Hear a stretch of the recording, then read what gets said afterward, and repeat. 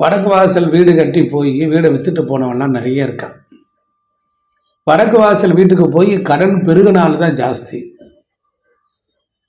அப்புறம் வடக்கு குபேர திசைன்னு சொல்கிறாங்களே சாமி, நீங்கள் என்ன இப்படி சொல்கிறீங்களே அப்படின்னு கேட்டால், இந்த உலகத்தில் இந்த பூமியில் வாடகைக்கு வீடு கட்டி விடுறவனும் சொந்தமாக வீடு கட்டி கொள்ளுகிறவரும்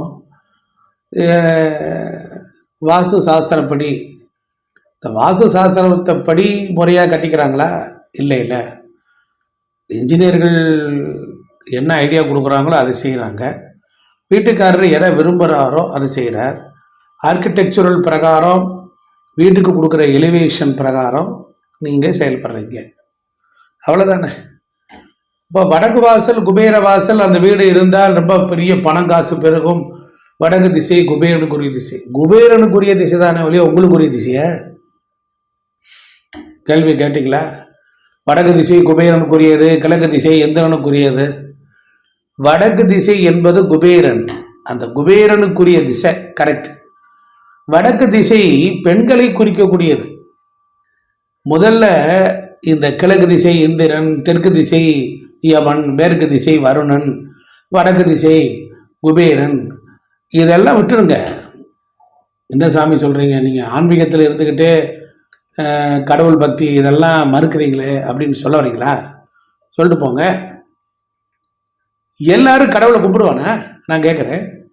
எல்லாருக்கும் கடவுள் மேலே ஆசை இருக்க? அவனவன் அறிவுக்கு தக்கபடி இந்த பூமியை வாழ்கிறான். எல்லா நம்பிக்கைகளும் ஒருத்தருக்கு இருக்கணும்னு அவசியம் இல்லையே. அப்ப எதில் அவன் நம்பிக்கைக்கு உட்பட்டு வருவான்? எதில் அவன் ஒன்னாக வந்து சேருவான்? நேச்சர். நேச்சர். வாஸ்து சாஸ்திரங்கிறது ஒரு அமேசிங் சயின்ஸ்.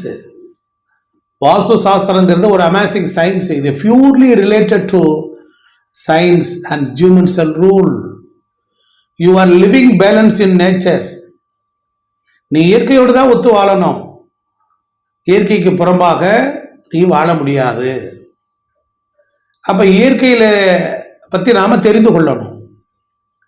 அப்ப நம்ம வாழ்வதற்கு என்ன அடிப்படை தேவை? ஒரு வீடு. அது வாடகை வீடோ, சொந்த வீடோ, கட்டடமோ, பழைய வீடோ, கூரையோ, ஓட்டு வீடோ. நீ போகஸ்துக்கு போயிருக்கிறியா? அதெல்லாமா கடவுள் கேட்டாரா? எங்க போனா இருந்தாலும் உங்கள் வாழ்வு என்பது உண்மைதானே.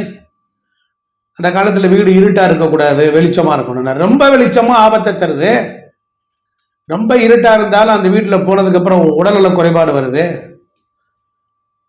நீங்க எந்த வீட்டுக்கு போனாலும் யாரை பார்த்தாலும் அந்த வீட்டை பார்த்த மாத்திரத்தில் அவர்களுடைய வாழ்க்கையை சொல்ல முடியும், சொல்லலாம்.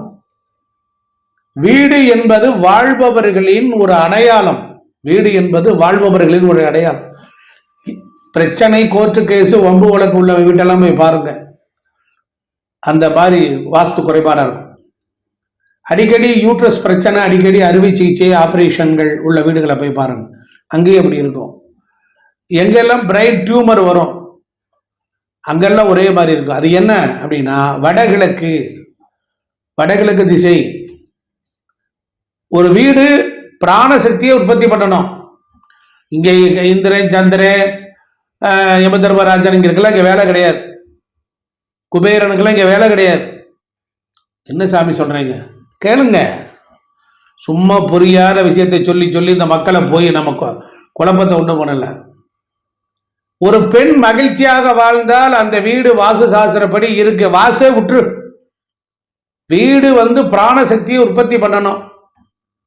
பிராணசக்தியை உற்பத்தி பண்ணி ஒரு வீடு கொடுத்தால் அந்த வீட்டில் வாழ்பவர்கள் பிராணசக்தியை பெற்றுக்கொண்டு சுகமாக, நலமாக, வளமாக வாழ்வார்கள். இதுதான் ரூல். அப்போ ஒரு வீட்டில் பெண் மகிழ்ச்சியா இருக்கானா வடக்கு திசை நல்லா இருக்கு. வடக்கு திசை காந்த துருவம், வட துருவம் காந்த துருவம். கிழக்கு திசை எதை குறிக்கிறது? சோலாரை குறிக்கிறது. அப்ப சூரிய ஒளியும் வடக்கில் இருக்கக்கூடிய காந்த சக்தியும் ஒன்று சேருகிற பொழுது அந்த இடத்தில் ஒரு பிராணனை, பாசிட்டிவ் எனர்ஜி என்று சொல்கிறார்கள். Positive energy. ஒரு வீட்டுக்குள்ள பாசிட்டிவ் எனர்ஜி எங்கே இருக்க வேண்டும், எப்படி இருக்க வேண்டும், அதற்கு ஒரு வீடானது எந்த வழியில் கட்டி இருக்க வேண்டும், வடக்கும் கிழக்கும் திறந்திருக்கணும்னு சொல்றாங்க. தெற்கும் மேற்கும் மூடி இருக்கணும்னு சொல்றாங்க. ஒரு வீட்டுக்குள் பாசிட்டிவ் வருகை தரும்படி இருக்கணும். வடக்கு திசை, வடகிழக்கு திசையில காலி இடம் இருக்கணும். அப்படி காலி இடம் இருந்துச்சுன்னா தெற்கு மேற்கும் ஒட்டி ஒரு பிளாட்ல கட்டி இருந்தால், மனையடி சாஸ்திர பிரகாரம் கட்டி இருந்தால், அப்ப வடகிழக்கு திறந்திருக்கிற பொழுது அதிலிருந்து வரக்கூடிய பாசிட்டிவ் எனர்ஜி அது வீடுல மோதுது, வீட்டுக்குள்ளே உள்ளே வருது. வெளிச்சம் பாசிட்டிவ், இருட்டு நெகட்டிவ், காலியிடம் பாசிட்டிவ், கட்டடம் நெகட்டிவ். இது எப்படி நீங்க சொல்றீங்க? இன்னும் கொஞ்சம் ஆழமா போங்க. சொல்றேன். இந்த பூமி பால் மண்டல வீதியில லட்சக்கணக்கான ஆண்டுகள் பயணம் பண்ணிக்கிட்டே இருக்கு.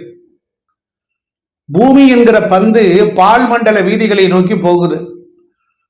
சூரியனுடைய பாதையிலிருந்து பூமி 23 டிகிரி சாய்ந்திருக்குன்னு சொல்றாங்க விஞ்ஞானிகள்.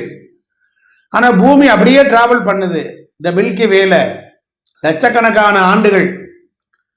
அப்ப பூமிக்கு தேவைப்படுகின்ற பிராணசக்தி எங்கே இருக்கிறது என்றால் அது வடகிழக்கு திசையிலே இருக்கிறது.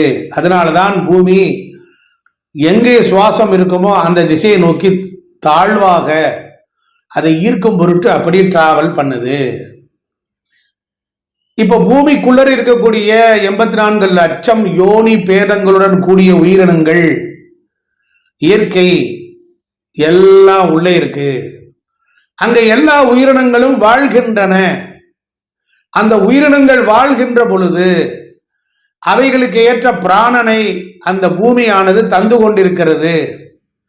பூமிக்கு தேவைப்படுகிற இந்த பிராணன் என்கிற ஒரு செய்தி, ஒரு செயல், அந்த வினை அது பூமி எப்படி பெற்றுக்கொள்கிறதோ அதற்கு தக்கபடி பூமியில் வாழக்கூடிய நாமும் பூமியை பார்த்து, இயற்கையை பார்த்து, உலகத்தை பார்த்து நாமும் அப்படி வடிவமைத்து திருத்தி கொண்டால் நாமும் நன்றாக வாழ முடியும் என்று அறிந்த ஞானிகள், மகான்கள், சித்தர்கள், பேரருளாளர்கள் அவர்கள் பூமிக்குள் வாழக்கூடிய தங்கள் இருப்பிடத்தை அவ்வண்ணமாக செய்தார்கள். புரிஞ்சிருக்கும்னு நினைக்கிறேன்.